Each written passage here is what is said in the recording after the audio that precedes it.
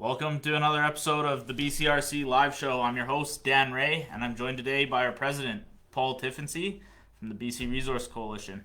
Paul, how are you doing? I'm doing great tonight. Yep, you bet. Right on. So, we just wanted to bring you on the show and talk about some of the progress we've made in the past year as the BCRC. I know it's been a while since our followers have heard from us on the show, and it's great to have you on here to talk about some of the progress we've made. Yeah, we've accomplished a lot in a nice time. We've got a relatively new senior management group, which I'm proud of, and we've of course accelerated into the media posts, and then we've responded to some pretty cool things in the market that have really started to irk us a bit about the fact that there's a lot of people out there that are talking and not a lot of action in regards to pressure groups and the like, and we got to sit in front of the city and a few other things, and I'm proud of where we're headed.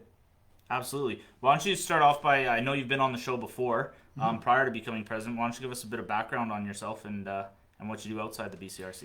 Yeah, so I'm the CEO of Formula Contractors Limited. We install structures and bridges, and recently just purchased VanCon Enterprises Limited, a substantial share of that. Paul Blattner, who has also remained as an owner of that company, has stayed on. He's the president, and we continue to build our posse of companies to offer more and more of the supply chain, and basically start to look at how we can be more control of our destiny and the like. And we've since 2019, and I was in the show in 2019 around there. We were just amalgamating with Forbes.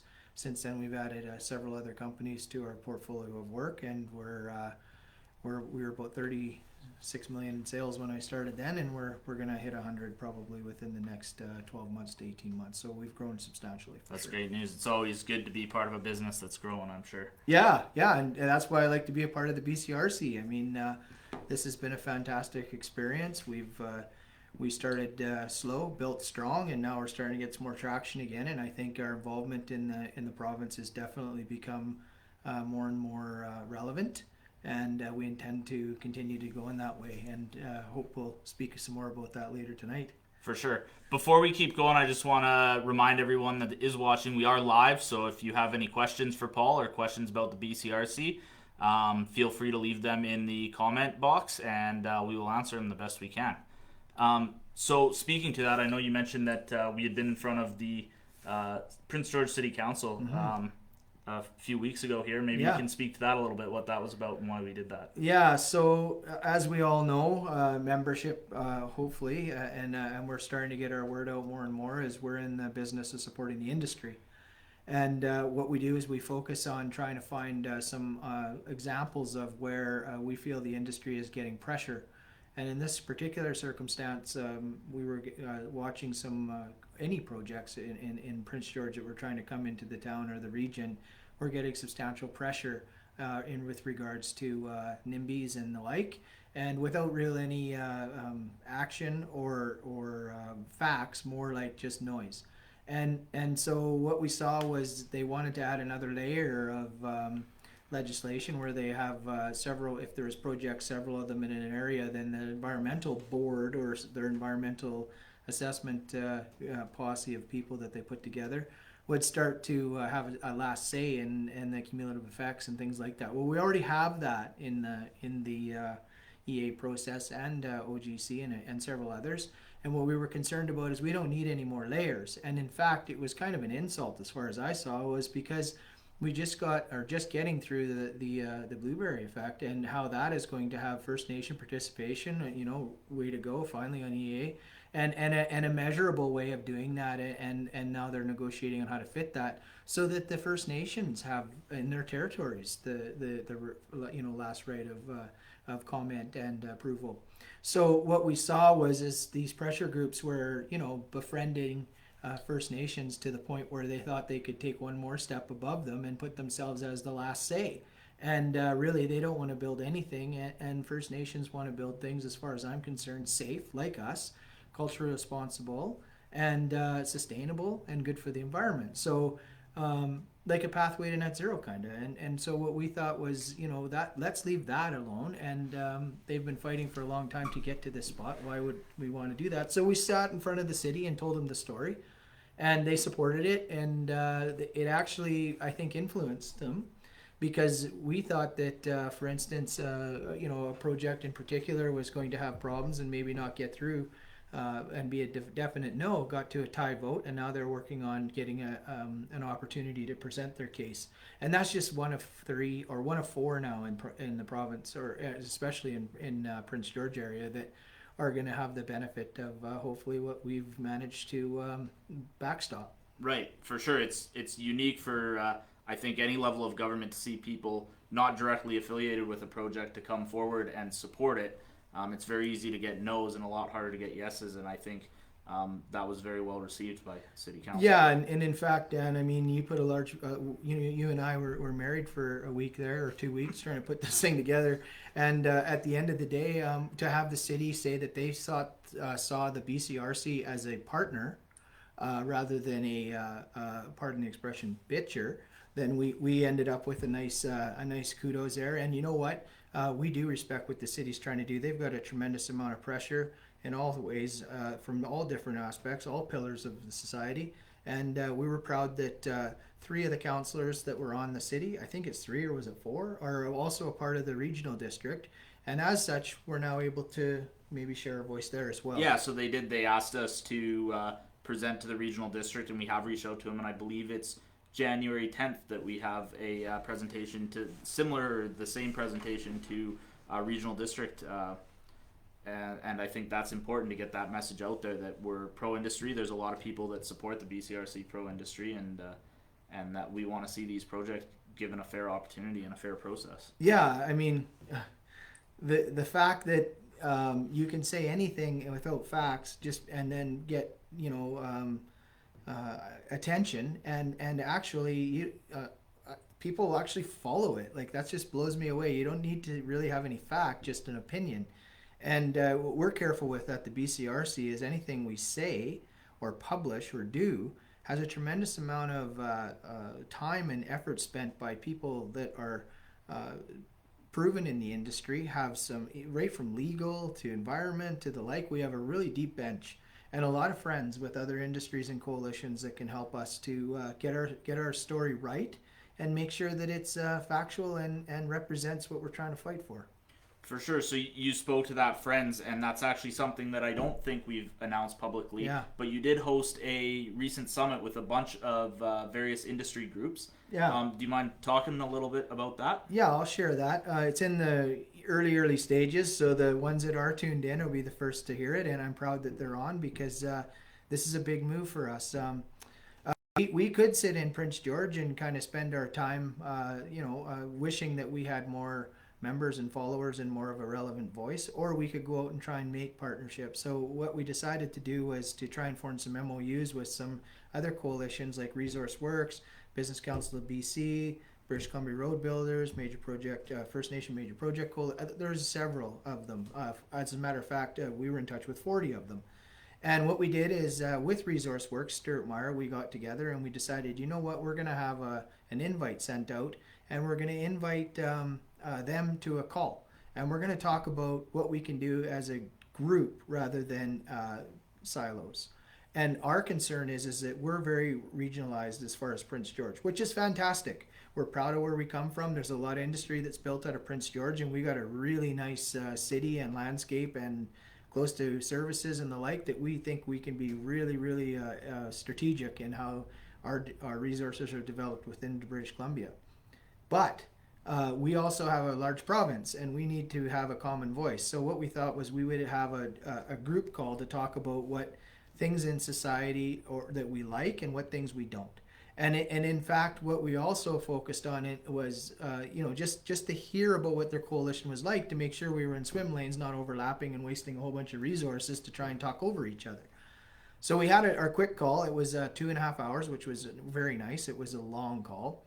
And everybody and at the end of the call, we all had a talk about it. And the concern that I brought up, and this is kind of from the membership and the board of directors that we represent, was that It's not about us and them. Our whole time we've been talking about, at least since I've been president, and I know our past president as well spoke about it, was some collaboration with other pillars in our society to make sure that we were inclusive of their opinions to try and find a solution to yes, not just us and them. We don't want to fight with people. We just want, like, some projects just don't make sense and others do, and if they do, let's figure out how to get to yes. So we kind of shared that. And what we ended up with was me going to Victoria, talking on this call, and basically where we're headed is that in order to get into the new government's, office and have a conversation with them, you really have to be a solution, and you cannot be an us and them. And we are starting to, we've committed to, the 15th and 16th of this month? Yes. Preparing a strategic plan, and we'll release that and let people know about it. It is exciting, and I'm not just saying that because I'm sitting here. We have some really big things to share, but before we share those, we want to make sure that we do our homework as I committed to earlier. And Dan, he's the researcher extraordinaire, and he's it's right here in him, right in his heart. And I'll tell you is that he's a great advocate for this organization and makes my job a lot easier, because I'll tell you, he loves to find research that supports a case or doesn't, and why. So stay tuned, because I'm sure that when we do release our strategic plan, you'll really be excited about what we release and share and are aimed at. It's not just going to be ad hoc. It's going to have really, really solid deliverable action items that you can see as members that we are doing and moving, and we're proud of that. Right, so you're getting way ahead of me here. I haven't even brought up the strategic plan yet. Before we keep going, I do want to remind everyone we are live. If you have any questions for Paul or about the BC Resource Coalition, feel free to put a comment in there, or just give us a thumbs up if you like everything you're hearing. That always helps. Yeah. Also, I want to take a moment to thank our supporters, our members. There's too many here to list in one event. That would be the whole show. But we have so many dedicated members that are supporting us through their membership, and that's absolutely crucial for us to keep going. I hope to continue seeing those members again in the coming year. I'm sure you agree with me, Paul. Yeah. We have big things coming. These things don't come for free. They don't come cheap, and we need expertise and knowledge that we can't always provide, and time as volunteers. So on that note, I know we have a lot of support behind the scenes that doesn't always get credit. But just recently, big news is we have officially hired, I guess you could say, our first part-time, I don't know if you want to use the word employee, consultant, but we have someone working with us full-time. You care to speak to that? Yeah. So one thing before we get to announcing that, because that's quite exciting in itself, is that, we're committed because we hired somebody and as a consulting role, so it's safe for the organization and it's safe for the consultant that, we're kind of arm's length, but still really involved and engaged and proud of being able to put this position forward. But before we get there, one of the things we talked about was support in numbers. We were able to take a binder that Mr. Zemlak so graciously contributed time to put together with support letters from you as members, which were 92%, I think, that people sent back of our membership sent back a support letter. And when you added up those employees of those organizations and the likes and the followers of all the people that care about the BCRC, it was in the like almost right around 10,000 representative in a binder. And we basically canvassed members. I know that if I went out and started talking to other industry and coalitions, the 40 on the phone, they all agreed with what we were doing as the BCRC and are looking for us to make a move. The thing about that we do that they liked was we are not us and them. And if you talk to other coalitions, they're always talking about us as members of this coalition and them as being not liking that industry. What we want to make is that, yes, we have an industry, and yes, you may not like parts of it, but let's find out what parts you don't like so that we can help you to meet somewhere in the middle so we can continue to build this beautiful province and country, having control of our resources. That's it. That's what we're about.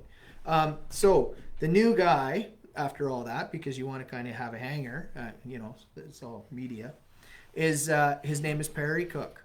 And I'll tell you, He's got a lot of background in the mining industries, helped other coalitions and associations get started. He has a great handle on the database of people he can go and see and touch and feel and get to know. And what we're trying to do is to get more members outside of, let's say, Prince George. We're going to focus on the north for now. Those other coalitions are beating themselves up down there, trying to make a name for themselves, which we'll work with. And hopefully they'll be able to partner with us through memorandum of understanding or this common campaign that we assemble, so that we're all speaking from the same song sheet, or singing from the same song sheet, I guess, eventually. And then what we're hoping that does with having Perry there is that we can get out more consistent and relevant information back to our members, rather than someone managing it off the corner of their desk and promising these things that are going to happen, and then eventually they do. And even at no time have I known the BCRC to make commitments that they haven't lived up to. But what I'm saying is that it's going to be more timely and more often. And when we did the canvas of our membership, a lot of the feedback we got was, keep going what you're doing, just keep filling us in more. Please include us more. Please talk to us more. And in order for us to get membership and give the feedback to others, we really, really have to make sure that we continue to share our view and our action and our traction. And that's kind of what we want to do. So we had a hiring campaign. Again, I don't want to keep mentioning his name because his head will get all puffed up, but Rick Zemlak kind of led that for us. And they did a very fantastic job of interviewing and filling out a whole sheet. Other board members were involved as well, and handed me back a really, really solid recommendation on why. Weighted several things. We all talked about it. We had a meeting, and we voted Perry in as a consultant. He'll be the executive director. Right, and I think that's a key point. You mentioned their volunteers, and so we have all been volunteer up to this point. Yeah. It's a big burden. We all have full-time jobs on the side, as we all know, and we've heard for years here. And to have this first full-time person dedicated to what we're doing is a huge step forward. Oh, Dan, yeah. For us, and I think it's only going to grow from there. And it's so important that we can have that consistency and that continuity. And I think it's going to help executing on our big strategic plans for the future. Yeah. So I know we've talked about our strategic plan coming up. We're doing that next week, and then we're going to execute on that, obviously, in the new year. It's not finalized, but we do know kind of what direction we're going. Maybe you can speak a bit to where you see us going next year. What do we got on the books? What's planned? What are we trying to achieve in the coming year? So the obvious is we want to make sure that the members that are members stay members, and they see value in our organization, and that we attract new memberships so that we can start to get a coffer of funds that we can start to advertise and touch on other organizations to partner, or industry, and eventually government. We have been involved in talking with government through my own experiences within Formula, but also through the BCRC, and I'm trying to get people to engage in that way. I mean, we even had Dave Nicolation sitting on that call with us, who was the Assistant Deputy Minister of Pastimes for several years in 3 governments. So I mean, he knows the resource industry. So he's been a huge resource to us. We try and stay within our lanes and agree with him as much as he can. So know that this is ours, not his. So anything we say isn't his voice, but at the same time, we still bounce a lot of things off, and he's been very gracious with his time for me, both professionally and through the BCRC, to be in support of a coalition. So as far as what are we going to get to, we're going to start focusing on not only just growing, but getting more involved in communities. And so that's part of the database. Is we're going to go around and start to get a movement and share with others what we're looking to do.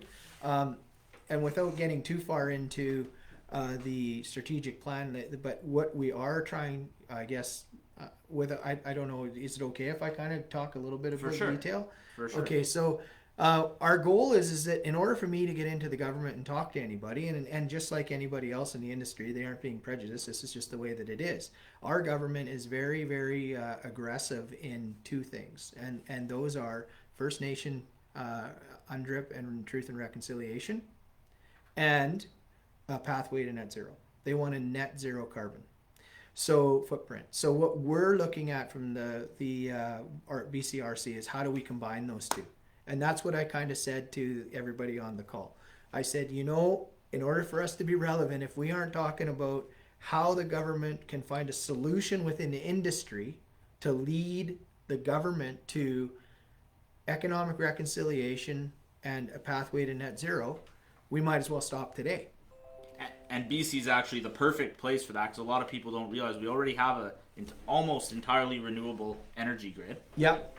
We have so many resources available, and we have so many resources that are applicable to electrification of transportation, for example, with rare earth minerals and all the other materials needed to build the infrastructure to get the rest of the world really to the level that BC's already been at for years, if not decades. And that's it. And you know what? And to just look at and this is with all due respect thing. I mean, our company with my other hat, Formula, is working on 5 different sites for flooding.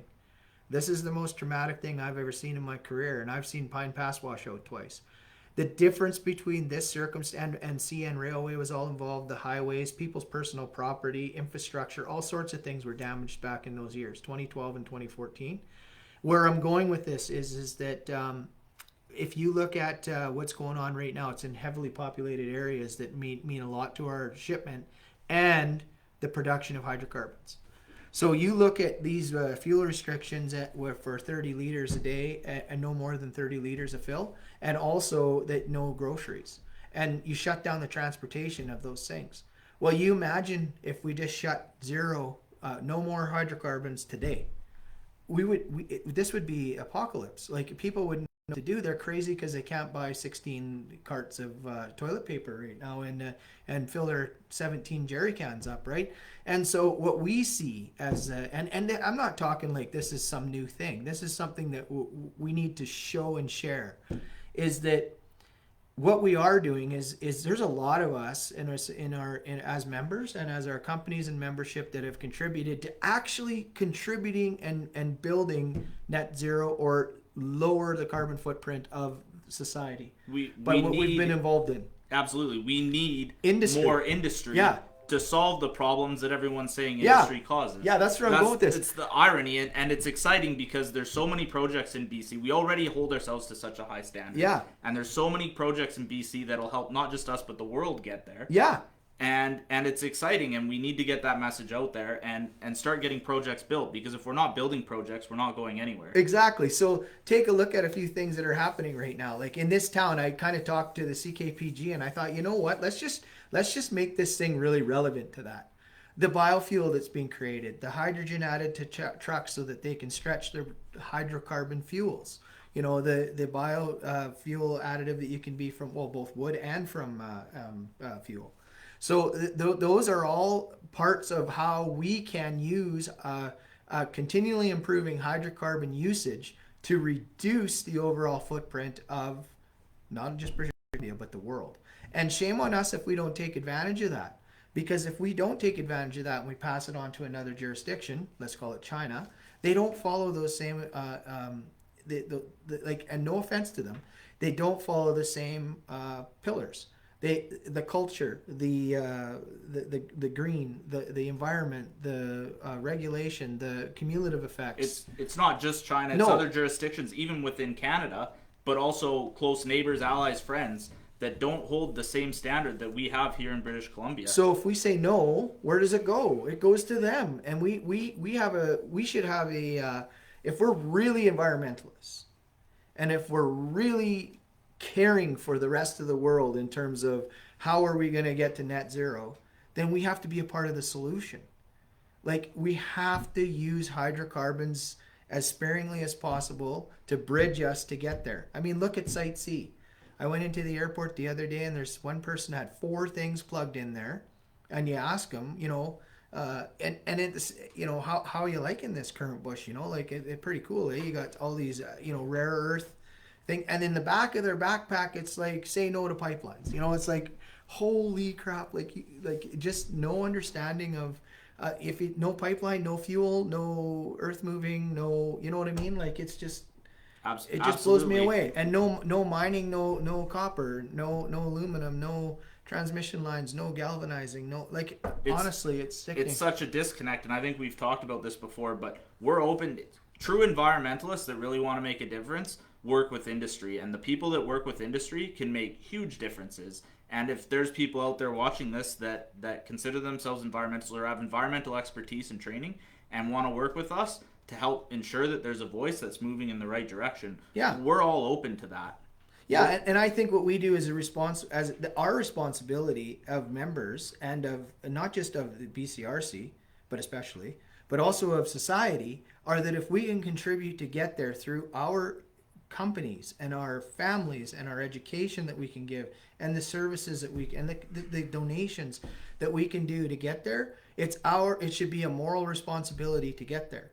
Because there's the one piece of literature that I read, Dan, that was one of the most important pieces I think that moved me, and how I got it and the light bulb came on, was to talk about if we get rid of British Columbia forever, like British Columbia no more, that usage goes away, all the things we use, all the things we do, and we say theoretical. We're not getting rid of British Columbia. But it all goes away. What would be the net contribution to the world as far as a lower footprint? And it was like less than 2 days of China's growth of using. So what we want of carbon. So what we need to do is we need to work with countries like China, because here's a fact that people need to know. And I'm using China as an example because they're basically 25 between them and China is like 30 or 40% of China and India. Yeah. So beautiful people. And they want the same quality of life that we have. So they should. Like, if you look at my carbon footprint I used to get to work and what I'm going to get home today and having all this and doing all these things, and everybody in the world do that, we'd be dead in 3 days. Like, we need to do is figure out how we can amortize that usage over other people so they can have that quality of life. That's all they want. They want electricity, running water, a school. So what we need to do is try and contribute to give them lower carbon emitting solutions to get those things, and that's our responsibility. We're given that opportunity sooner so that we can pay back to make sure that it stays, and that's our responsibility as the BCRC, and that's definitely what we should be looking at as individuals, as British Columbians, Columbians, as anyone in the world who is a first world country. How do we make this place so everybody can have what we have, and we can still survive and not use, and it's, I guess the word is sustainable. How can it be sustainable? And we all look at sustainability as maybe how much carbon you use, how much revenue you produce, what we should be looking at is how happy we are. What's our quality of life? How can we pass this on? What does our footprints look like? I mean, and those are a lot of the same conversations I have when learning about First Nation, and they're so relevant to, if you can just take a moment and listen and just understand what they're saying, and it's good. It's really good. We just need to we are responsible for trying to get there, and we're responsible for trying to impart that blessing that we have to make everybody's life better. And we can do it and the only way you can do it, Dan, is industry. Absolutely, and we need to highlight the fact that because of our renewable electricity grid we already have, our industry is already so much cleaner than other parts of the world. That's right. We have so much opportunity to grow. We have I mean, it's exciting. It's exciting all around. For BC. So those are a couple of the things that I learned from all this, and the best thing that I was able to kind of get across, where I think it's going to be a lot of traction for the BCRC, is that collaborative, responsible stewardship. Let's get moving. Let's use industry, because can you imagine the jobs that we could create to make this world no matter the electrification, which we all know of the world, is the basically rejuvenating mining. And so how do we mine more responsibly by using less carbon? I mean, I think I just read that Bruce Jack Mine, their underground operations are going to go electric. Yeah, we're going to have some of the first electric mining operations in the world. Awesome. You know what? I worked on that mine. I bet you there's a lot of people on this call that have worked on that mine. And you know what? Kudos to Pretium for doing that. Like, I'm very, very proud of them for that. And you know, what it does also, besides reduce the carbon footprint, is they don't have the emissions underground. They don't have the fans. They don't have the risk of fire. That's the worst thing underground, is fire. And so, you know, what we are learning to be they're helping to move to net carbon zero, and that's through mining. And that gold, guess where it's probably going? I mean, some of it will go around people's necks. I can't afford it. I have silver, but other people have gold, and I have a gold ring. But you know what? 90% of it's probably going to electrification of the world. Yeah, gold's an important conductor. It's found in all of our electronics. A lot of people don't know that. It's all in our pockets all the time. So you need to mine it to get electrical, or Right. Electrification. Electrification, yeah. Electrification of Yeah. transportation. Yeah. Yeah, so, well, it's been great having you on here, Paul. I think it's been a great conversation. If anyone has any comments, please leave them below. It's been a little quiet there. I always like to see Well, I that, talk too much. That could be it. Maybe they couldn't type as fast as you were I talking. would love to hear, though, because I mean, we put a lot of effort into what we're doing with the BCRC, and you know what? It feels so good to know that there's things that we're doing that you like. And if you like them, we'll do more of them. If you dislike them, we're going to call you and figure out why, so we don't do more of that, right? So what we need to do is we need to be more communicable. And I'm trying with what we're doing, which is why we brought Perry. Perry's chief job, besides executive director, will be chief communicator. He is responsible for making sure that the updates go out and that the minutes are out, and that we have a secretary, of course, but at the same time, Perry's going to be, if there's questions, he can feel, it would just be great. What I'd really like to look for is just, I don't know, I just want us to all get involved. If we're all involved, how that looks right now, I think you'll like what we're going to do with the strategic plan. We're excited about sharing that. It does have some collaborative options for other people within membership and our society and our province to get involved. And what we need to do is, the North is a very strong voice for our size. We have not very many people compared to the South, but I'll tell you what, everybody knows where Prince George is. Everybody knows where North of Hope is. They sometimes they don't like what we do, and sometimes they do. But we have to stick together to make sure that we have a solution for First Nation and net zero, and how industry can play a part in that. Yeah, I'm proud of us. We've done very well up here. I am too. I'm Yeah. just reading Arlene's comment here. Thank you very much for tuning in, Arlene. And we'll agree to disagree that Paul doesn't talk too much. Arlene, you know, when we did have the CKPG thing, days before that, I had the opportunity to go and talk with Arlene about her trucks, and the one colored there that looks, it's parked at Lodgewood not very often. It's usually on the road, but it's got the beautiful colors. And I asked Arlene, explain that to me. And she says, well, that actually is what the hydrogen looks like when it fires in the combustion chamber. And so I thought that was pretty cool because...